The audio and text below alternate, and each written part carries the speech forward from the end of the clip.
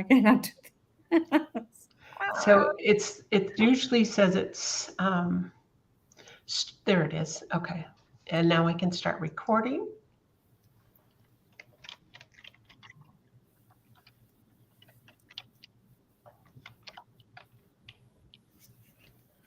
All right, cool. There. Too many things to do in this. So welcome and so happy to see you ladies and to welcome you for this beautiful call. We are celebrating the launch of Amazing Woman Rise, Ignite the Infinite Power of the Feminine Heart. Lean into your biggest dreams, amplify your true worth, and unleash an unbridled spiritual confidence. So welcome Carmen Perry. Is that how you pronounce your last name? Carmen and Malka Shivdasani. You got it. Got it. And Sandra Gerard. Yes. Yeah, I did it right. I meant to ask each one of you, but I got thrown off with these technical glitches. Welcome to today's interview and the celebration of best-selling Amazing Women Rise.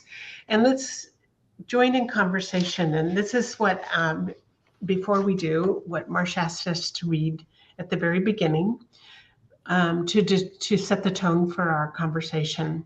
Amazing Woman Rise. Millions of women are making the shift from an exhausting, driving ambition to a sacred fulfillment of wholehearted, purpose-driven success, a success anchored in the power of the feminine heart. So as we begin this conversation, I will start with you, Carmen, and ask you, what do you want women to know about igniting that beautiful power of the feminine heart? Well, I believe for me in my own personal experience, moving through my life, my business, my relationships from the feminine heart, from my wild feminine heart, has really allowed me to open myself up to the possibilities. I found myself being really disconnected from that magic part of myself. And as I started to move into my work with feminine embodiment practices, I was able to reconnect with the feminine heart. When I move from this space, I'm open to the possibilities. I am not stuck in a box and looking at only one way of doing things. It opens me up to the magnificence of everything that is available to me. It's so beautiful. And how about for you, Malka? For me, it's about really for the women to know about radical self-acceptance and radical self-compassion. That leads to self-love. And we can only get to that divine feminine heart when we release all of these blocked emotions and really feel that love that we truly are. And that's residing inside of us for us to awaken ourselves and connect to that heart. And then it's magic. Magic happens in the world. How beautiful. How about for you, Carmen? Oh, Sandra. I mean, Sandra, sorry. You're going, who? I'm so aligned with what you just said. I mean, it's all about going home to our heart, right? And for me, it was about embracing my whole self. I find that this heart is the doorway to allow ourselves to embrace ourselves, the whole part of ourselves, every part, the vulnerable piece and also the wise priestess. Sometimes we think we're either or, and we get into doubts and we wonder, am I really, who am I? And actually we all of that, we're simultaneously, it's no either or. It's all about no judgment, but like you mentioned, kindness and compassion. And it gets us to forgiveness, and give ourselves permission to be, really giving ourselves to experience wherever we are in our lives, but also whatever's coming up, in our lives, and it's to me, that's what's the rise up of the feminine heart. It's the acceptance of being exactly where you are, embracing wherever you are right now, your vulnerability, like I said, and all parts of yourself. So that's beautiful. Very beautiful. And it's actually the trust that we need to have to know that the leadings of our heart are worth being listened to and not second guessing. Yeah, You know, absolutely. really important. So the big why is the next question is, as we learn to embrace um, the feminine power and all that we are, what was, and we'll start with you, Sandra, what was the biggest shift that took place in your life as you began this journey? Many ones, but I would say one of the biggest one was from moving, not either from my head to my heart, but trying to have this kind of communion, acceptance, again, embracing both my mind and my heart. But I had to let go, allowing my mind, give it a break a little bit of wondering, worrying, doubting, planning, resisting, and all that, and just really allowing, at one point I was saying to myself, okay, my mind's just going to bow to my heart, and I'm going to let my heart lead the way. And it was not to let go of my mind because it serves me so well and so much, but accepting that we can be strong and empowered in our essence and driven, and at the same time, our heart is, like I said, the doorway. So it's really about allowing this communion of my mind and my heart to work together to embrace these two parts, and therefore allowing the vulnerability to show up, right? And hold space for myself, and learning to self-regulate, and allowing myself to be supported also from myself, but also from others. I had this belief that, if you need someone, it means that you're needy and you're not autonomous. And so this mutual support, this coming together of the mind and the heart, but also the together from myself and everybody that are around me. It's the coming together. It's, to me, really discovering who we are and accepting all the part that we are, but also allowing people around us to support in this process. Yes, and it's that allowance that makes part of the sparkle of life too. Yes, absolutely. Yeah. How about for you? What was your biggest shift, Carmen? For me, in my own life, it was moving out of the head and into the body. The body is the missing piece in so many women feeling. Not hearing you. I don't know. I heard a truck, Yeah. maybe.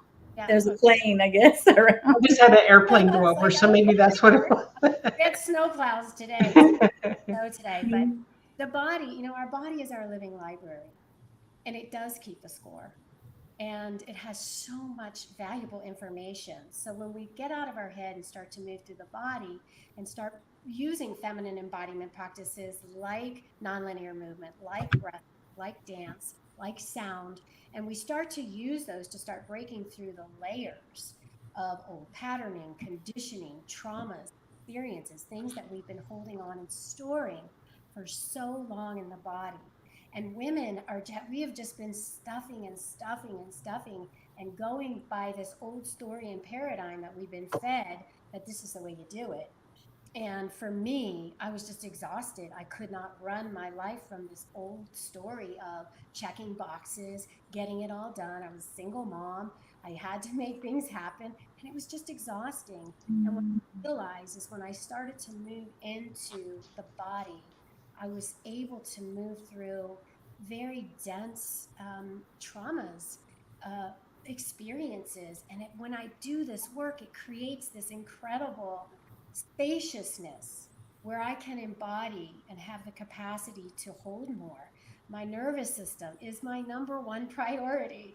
I take care and resource my nervous system, and I do that by using these feminine embodiment practices because I can't really fully receive, I can't allow, I'm still grasping.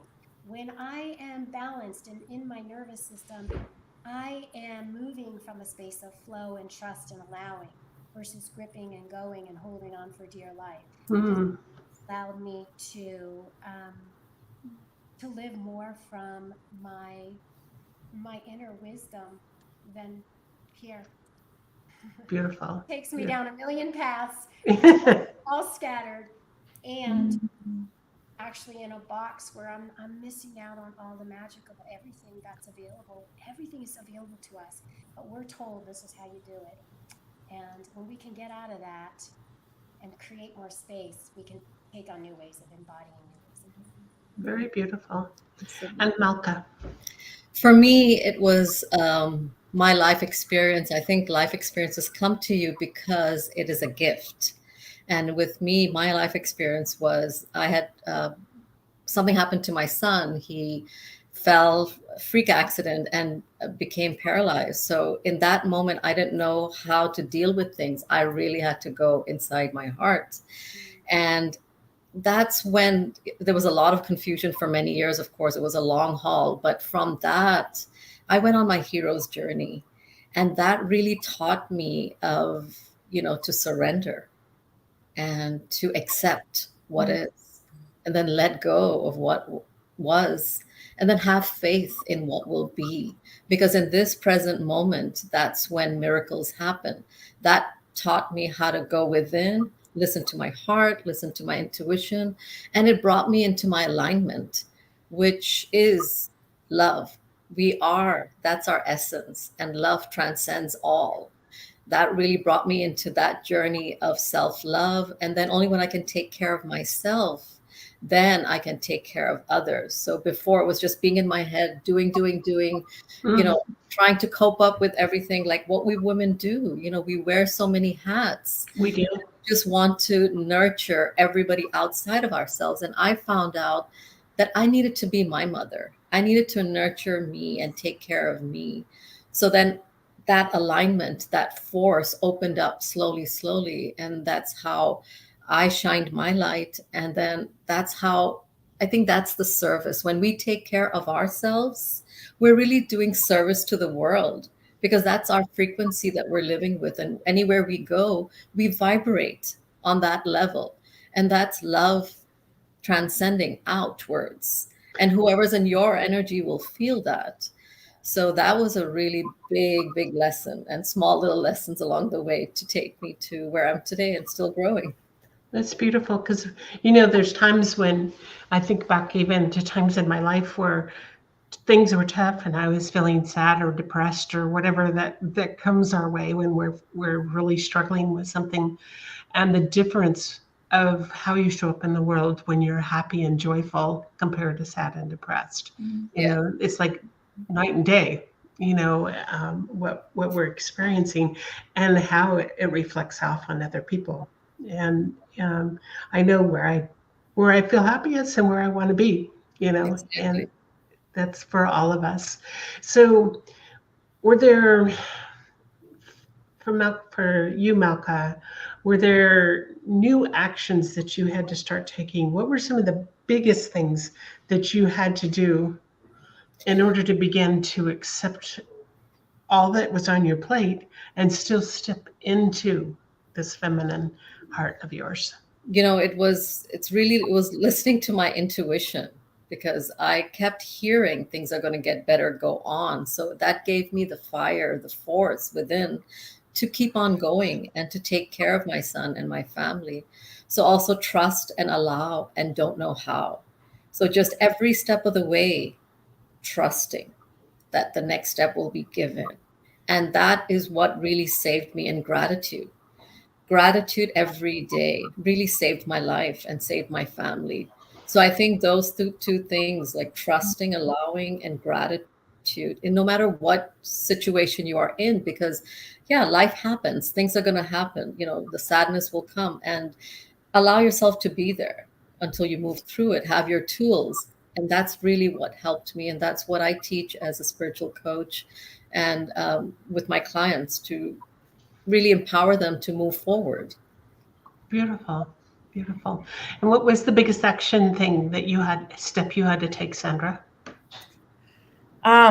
So many things, right? Because there's many aspects that we need to expand, in order to elevate. And well, I think that our external resource. The support is extremely important. Surround myself with people that really love me and believed in me, even the ones that believed in me before I even believed in myself. Mm. And just like Marcia told us one day, I just so appreciate when she said, I'm holding in front of you what you cannot see yet, until you're able to see it. And that was just so surrounding ourselves from people that believes in us and that can help us to start seeing what we're not seeing. Because like she was saying earlier, we are all amazing women already. We just need to recognize who we are, right? And give ourselves the tool that have a more, get more understanding about ourselves, but recognizing and owning and embracing who we are. So I needed to started to discover myself, to, I was to be aligned and more in my integrity, learning to say no and yes and what I want, and creating sacred agreement, even though I hate writing, but I started to write every day, to really align myself with really what I want, and respecting and believing and taking ownership and starting to be willing to use what I'm equipped with and recognize that, and so becoming more conscious and allowing myself to hold space for myself, and having more kindness and gentleness, and treat myself better, nurture myself better, connect with myself more, and give myself, all that I need, and not just outside, but really turning into my heart, really, like I said earlier, our heart is the doorway. So surrender was another big piece for me in terms of action, letting go, surrender, allowing, let everything be, let everything go, and let everything flow, and just participate in the magic of the greater flow, and just trust. Mm. Right. It's a trust, truly, because when we step into the unknown, what the unfamiliar may be more like the proper term, it's unfamiliar to us because we're, a lot of us, our past has been just do instead of be. And, it just, as we step into that is the trust that it all will be well. We didn't get this far in life without, something that has brought us to where we are today. Absolutely. Yeah. So for you, Carmen, what is one empowering thought, a quote, idea, something amazing that you could share if a woman is listening to this interview today? What would you like them to hear? I would like them to know that everything they seek is already within. We are the medicine. We are also for everything we need is inside. There is nothing outside of ourselves that is going to make us better. Like we think we need to do this to become better. Once we have this, we'll be successful. And I'm here to tell you that it's already within, just sitting in the stillness of your breath and truly listening to your soul's calling and trusting. Beautiful. That's Beautiful. And for you, Milka? I would like them to know that, the world needs our unique light, and our beautiful spirits have a lot to offer here. And that's our divine signature. That's what we have come here to show, to shine, to, really show up as who we truly are. And by doing that, I believe the knowledge that we've received in our journeys, or the intuition, that knowledge is to be shared because it's going to uplift people. And my tagline is, imagine what is possible when you ignite your love within. As Carmen said, everything is within. So ignite that love within. And I really resonated with this book is because ignite that divine feminine heart, ignite that love within. That's who we truly are. Imagine what is possible. What can you do in this life when you do that? That's That is so true. That's all. And I love that word, divine signature. Wow. Yeah. That is powerful. Yeah. Isn't it? Isn't it truly is? It's our divine Yes. signature. You know, we be who we truly are in our true selves. Don't copy anybody else, because that's the signature that the divine has given you to stand up and show up. And that's how you're going to resonate with everybody. They're going to feel you when you are in your true alignment. Very, very beautiful. And for you, Sandra? Well, to go in the same way, because I think we are, like to dare to be beautiful, be beautiful fully, like to embrace all of our human divine soul, because and we all are everything. We are love, we are light, we are divine power, and we just need to embrace that. Beautiful. What a celebration. And thank you. I wish we had more time. We could just go on and on, but I do have another interview in just a moment. So for those of you that are listening or will be listening, be sure and pick up a copy of this book. And you do so by going to Amazon and just either type in Amazing Woman Rise or Marsh Engel, and you'll be able to find this book. There are many contributors. I think there's about 30 of us contributors for this beautiful book. And listen to it. Take the time. Don't just skim read. Don't just but truly just step into this and take the time to read every single word, and you will be blessed with a whole new awakening of what life is bringing you. So thank you, each one of you ladies, for being here today. Thank you. Thank you. Hi, Malka. Bye, Sandra. Bye. Bye, Sandra.